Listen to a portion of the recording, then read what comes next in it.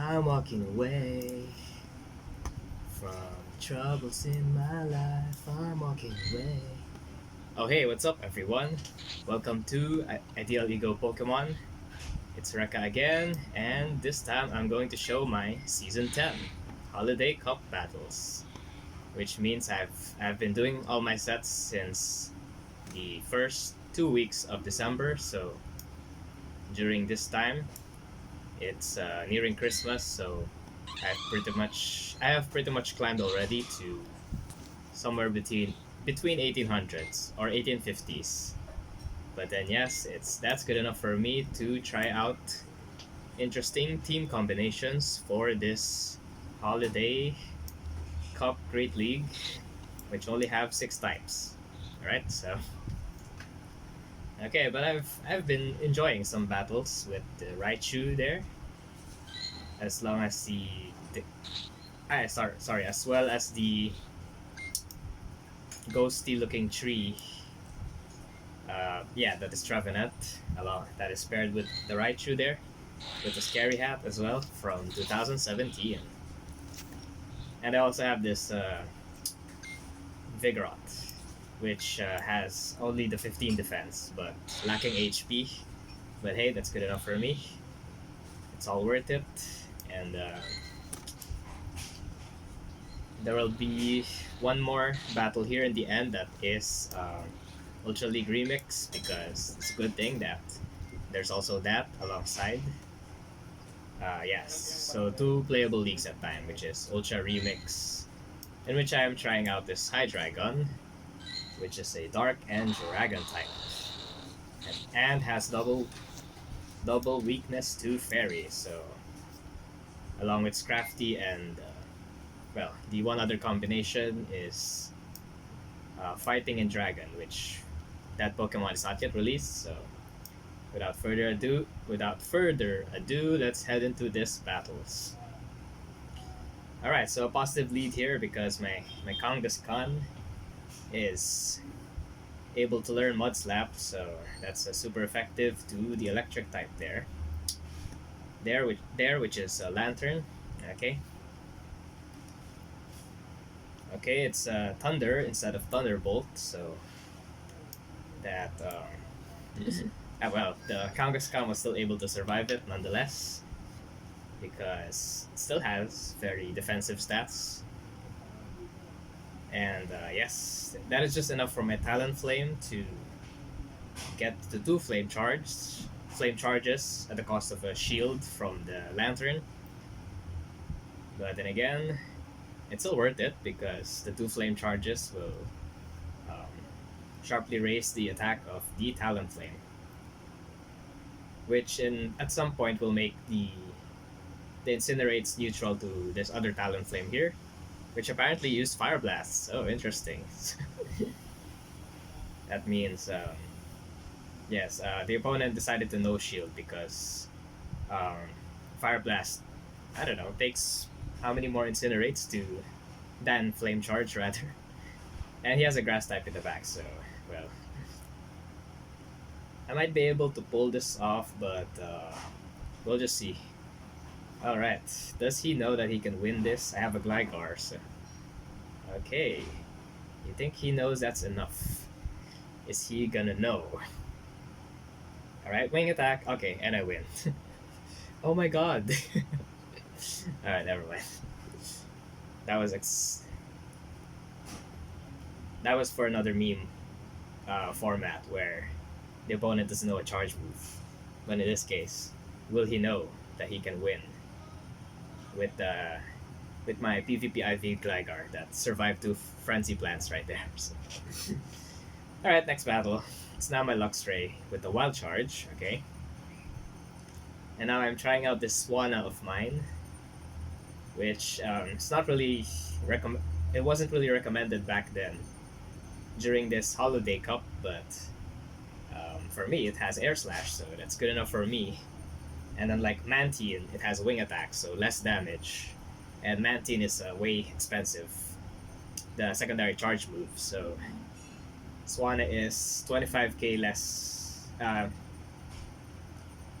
If I double move Swanna, it costs 25,000 less than Mantine because 75,000 minus 50,000 is 25,000. So yes, I just went with the Swanna for the water flying combination.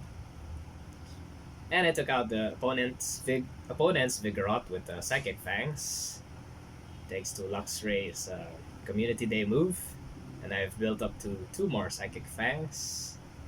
Alright, the opponent calls that. But then I have to switch as well because 1 defense drop is good enough for me. And the opponent ended up running a Jellicent, so... okay. And I run a Grass type, so... that's pretty rock, paper, scissors there.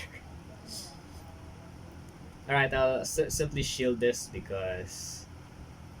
I don't want to waste the energy, and it wasn't Bubble Beam, so... the Bullet Seed was enough damage to farm down. And thankfully, his Wigglytuff didn't get 1 Ice Beam, so that's how I was able to secure the win there. Alright. That's still a good game nonetheless, very well played.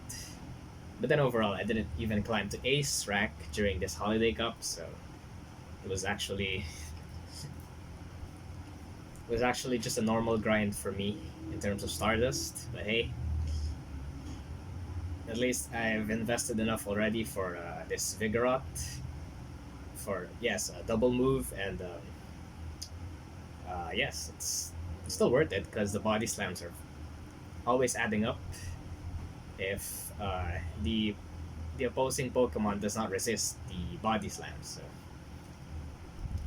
unlike this Obstagoon, it's double weak to Vigorot's fast move, and yes, 1 more body slam to yes. The opponent led with Serperior, and he chose the Serperior. Okay. Yes, because I'm in farm down range with his Fine Whips. Okay, so he's at 1 more Frenzy Plant. 1 Frenzy Plant already, and neither 2 players have used both of their shields yet. And okay, that was an Aerial Ace, so it wasn't the Leaf Tornado, which I think is back then I thought it was his other move, but then again, I can still pull this off because the opponent had the Talonflame in the back and I had the Raichu, so I think I'm seeing his plan here. Oh wait, no.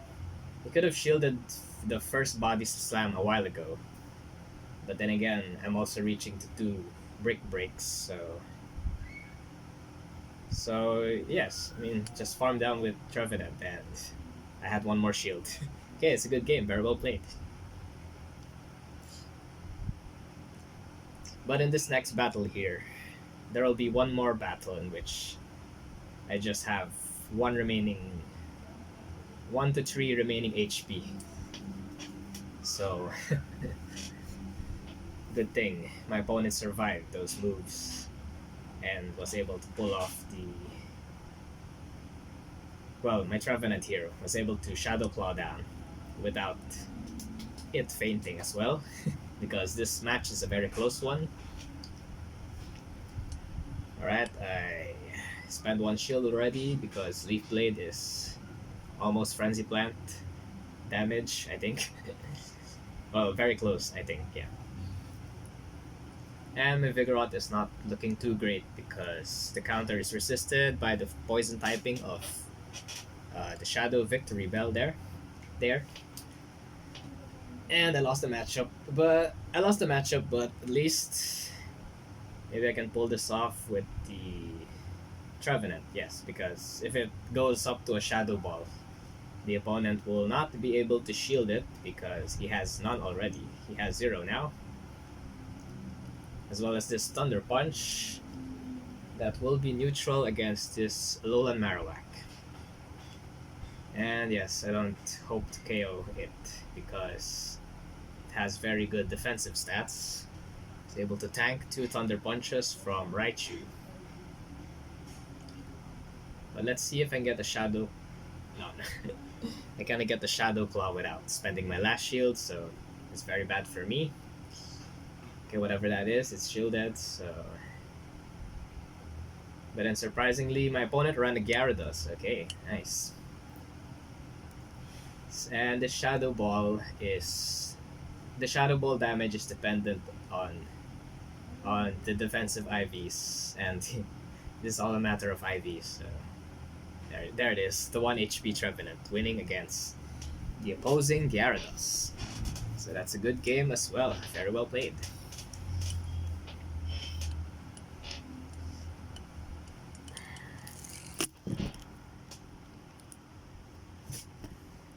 Alright, on for this next battle, there will be an encounter. In which it's not going to be important, it's just a me and Fu, so skip right away to the next battle. Alright. What are we gonna be met with? It's an Alolan Graveler, okay. Pretty interesting. So I think the best call here for the opponent was to switch out because Brick Break, yes, it's fighting, so good thing Raichu knows that. And he knows as well because he spent a shield. And I'm not spending one shield because the Rock Blast is just a 1/4 damage to this Raichu. Okay. One more Brick Break, one more shield. Alright. Interesting play. And the second Rock Blast was enough to KO. Okay. But let's see if I can turn the tables around with my Vigoroth, which is instantly at the body slam after being switched out. And my opponent turned out to have another Vigoroth as well. So since I'm able to switch, there's my Trevenant. Just farming extra, okay. One Seed Bomb would be enough to that Vigoroth that just got hit by a body slam. And his last Pokemon will have to punch through my 2 shields here. But it is a Talonflame though. Yeah, it's a very meta Pokemon. Almost anywhere, I believe. So, but good thing Shadow Ball is ready to answer to it. And I'm at the red health, but thankfully Shadow Claw is just too damn fast for Seed Bomb and for the Seed Bomb, and I barely survive 1 HP, but I have 2 shields and green health Vigoroth. So that's how the battle commenced there. Which, well, yeah, it's a win, but it's not that anywhere crucial because I can't even climb to 2,400 rating that time. So I was like behind by 500 points if going for a quick comparison of yellow ratings. So there it is. This is the last Ultra Remix battle for the video. Okay. Alright. Fire to firefight. But then again, if you do like this video, then be sure to give it a thumbs up and maybe subscribe if you want to see more battles and discussion videos. Thank you guys, and I'll see you all again soon. Alright, so I'm running amok here, okay, which will just do enough for this Typhlosion,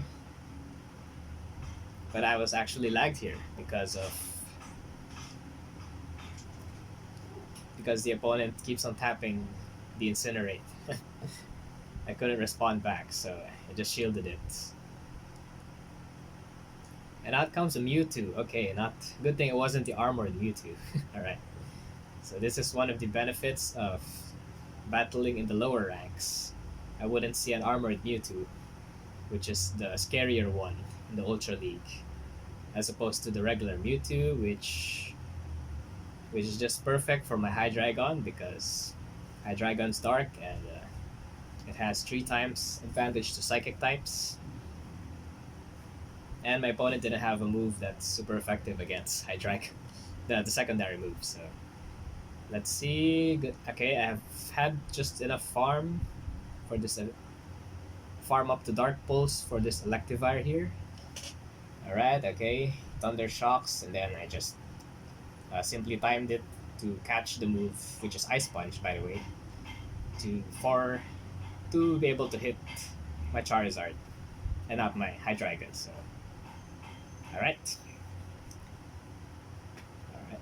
Interesting fights. Take care, guys.